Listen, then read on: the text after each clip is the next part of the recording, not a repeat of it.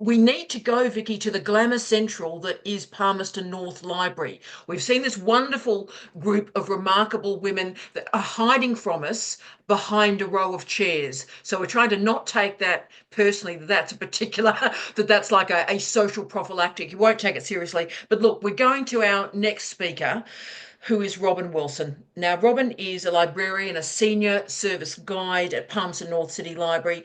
And look, I've got a little secret to share with you about Robyn. Robyn has served the library profession and indeed citizenship throughout her entire career. And I have to acknowledge that she finished work on March 3. So she has retired with the final retirement date coming in April. So on behalf of all of us as humans, we need to thank Robyn for her commitment to ideas, to knowledge, and to citizenship, a lifelong commitment. And we are privileged to hear her speak today as her final sort of effort in the workplace, libraries and the third space. Robyn, over to you, my queen.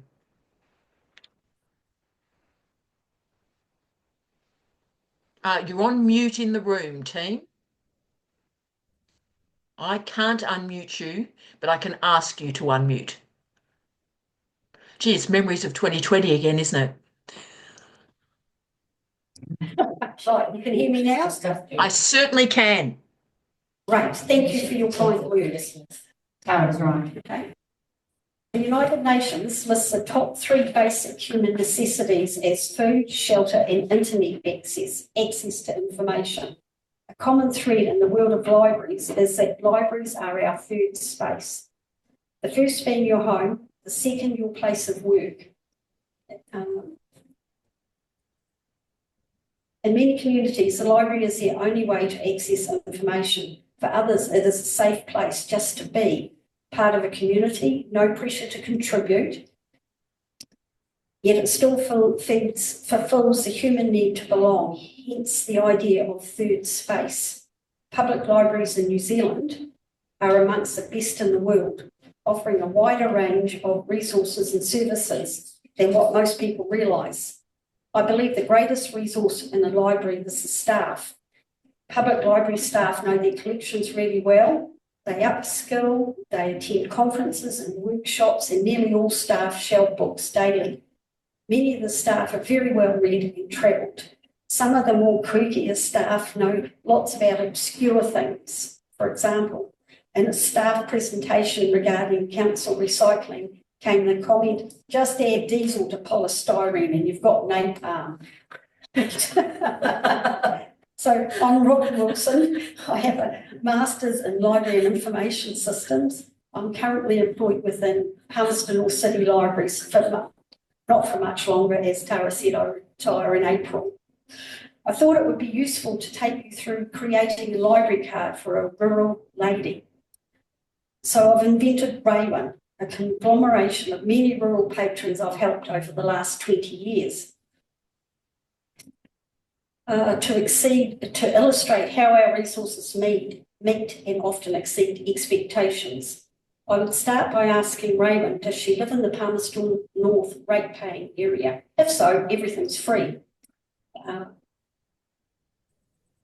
If not, we charge rural country members $120 per household per year, the same as what we get through the rates bills.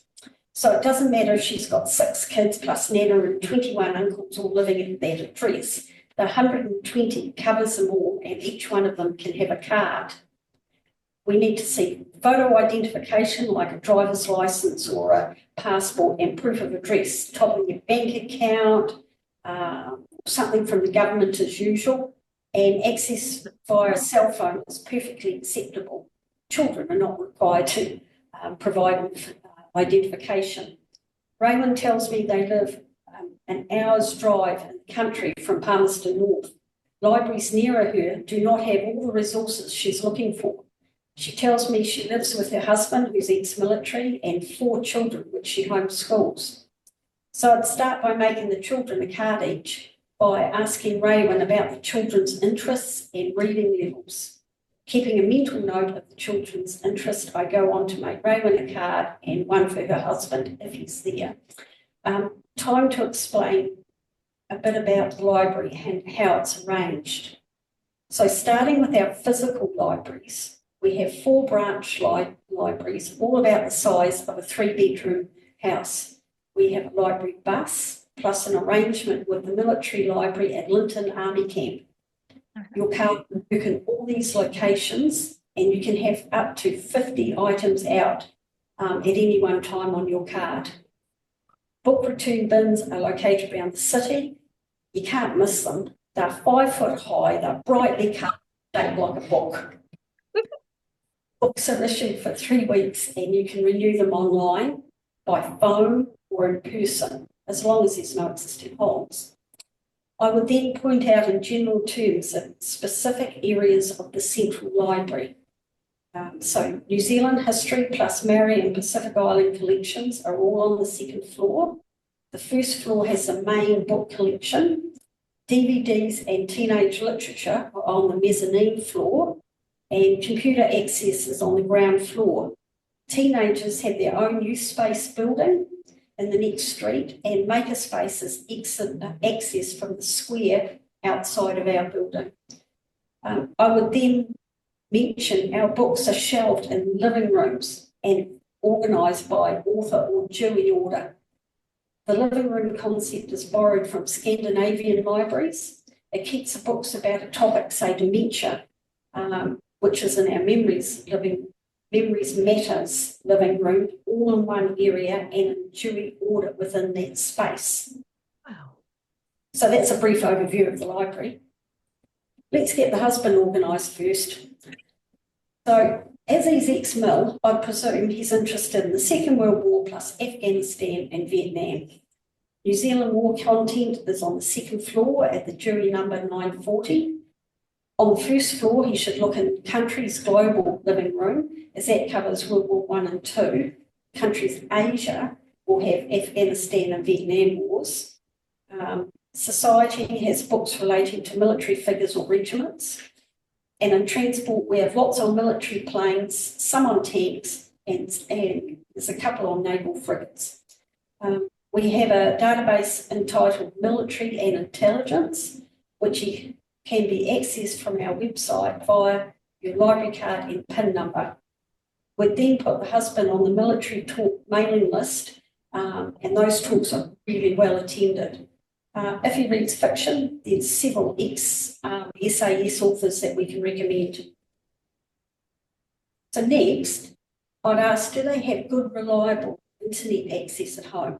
There it is. Yeah. Do any of the children or himself use an iPad, a tablet, smart TV? I would ask if anyone in the household is or thinking of doing any study.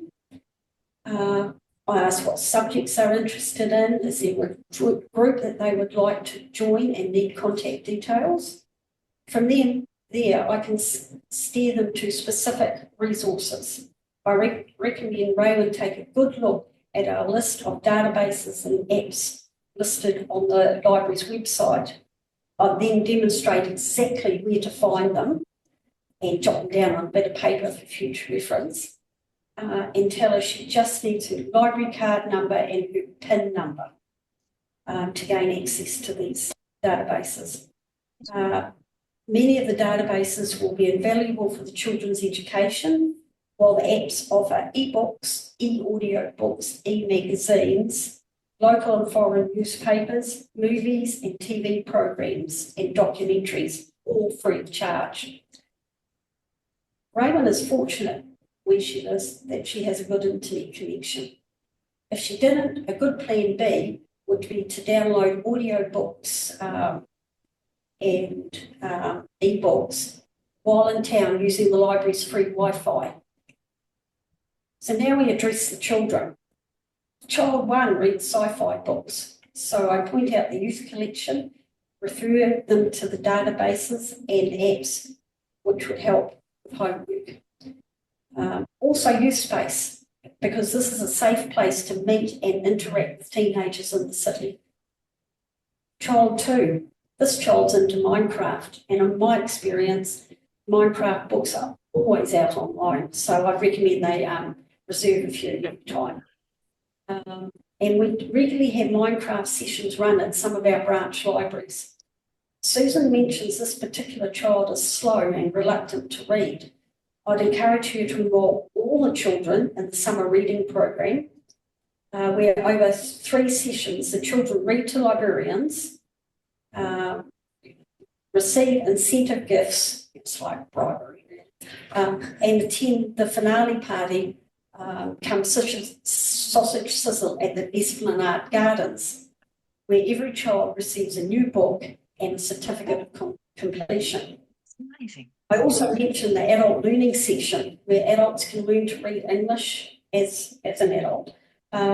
This access to this collection often makes a child feel really good. It's great for their self-esteem, their little chest puff out. And nothing of an overly sexual or violent nature is in these books. Child 3, crafts really excite this child. They love learning and creating art, making presents, baking. So we've got a dedicated art and craft section next to the cooking books in the children's area. This child would enjoy the app Creative Bug, which demonstrates craft lessons free of charge. In Makerspace, they might enjoy printing designs onto a t-shirt. Child 4, the youngest child has a wicked sense of humour, and so is sent to the children's humour living room and the graphic novel area. The child has a good ear for te reo, and all the siblings would be shown te reo resources. I recommend Makerspace, as they could learn to make pretty badges or use a 3D printer to make an action figure or maybe a dragon. All the children, as I said, would benefit from exposure to Makerspace. A Makerspace is a place where people can go and use machines that they might not have access to at home or afford to purchase. We have 6 electronic sewing machines, 2 overlockers, an embroidery machine, and I've heard we've got a quilting machine. We have a CNC router, laser cutter, vinyl cutter, and at least 6 3D printers, badge makers and soldering irons. We have dedicated rooms for woodwork and metalwork. We don't have a welding machine because originally the floor was covered in carpet and the thought of fire was too horrible to contemplate. Now it's Raymond's turn. I'll tell Raymond about the monthly stitching group and suggest she and the children visit on those Saturdays, and while the children are choosing books, she can network with a new range of people. Raymond tells me she's interested in art, specifically jewellery, and has been thinking of running a small business from the farm. Raymond admits she didn't progress beyond 3 years at high school and is a bit nervous about running a business. And so I tell Raymond about the often quoted adage, a common man can educate himself via a well-stocked public library. So firstly, I inform Raymond about the business and economics living room, which includes books on entrepreneurship, staff management, and small business management. A good specific title to start with could be How to Style Your Brand. We have books specifically about women in business and their experiences, and I would encourage Raymond to look at jewellery books in our extensive art and craft collection and books on the aristocracy, ancient Roman jewellery. Secondly, we have several business databases, and I recommend she look at our Gale database entrepreneurship and the Gale Plan Builder. Thirdly, Makerspace is a laser cutter which can be used to cut acrylic for making earrings and other jewellery items. The staff would work with Raymond, teaching her how to use the design computers and the laser cutter, enabling her to develop a product and produce enough, say, for a craft store or a small online business. Later, she'll have samples to show investors or manufacturers when she's ready to take the business to the next level. Lastly, I would explain the importance of networking among other business people and give her the contacts to access her local business association and hopefully get a business mentor. Raymond's family is linked to a marae nearby, and this could be another really good area of support and networking. I would suggest she see what the local farmers association in her area is and network with them. I'd also say that she has many of the skills needed in business, such as time management, meeting deadlines, managing staff and budgets. After all, she wrangles a husband plus 4 children and no doubt contributes to farm work. Robyn, girls can do anything and both libraries. Thank you. How amazing is Robyn? Oh, Robyn, that was absolutely phenomenal. As I've sort of said, the stunning bit to me is we think of the public library, but what you've shown there is all the libraries that are within a singular public library. Just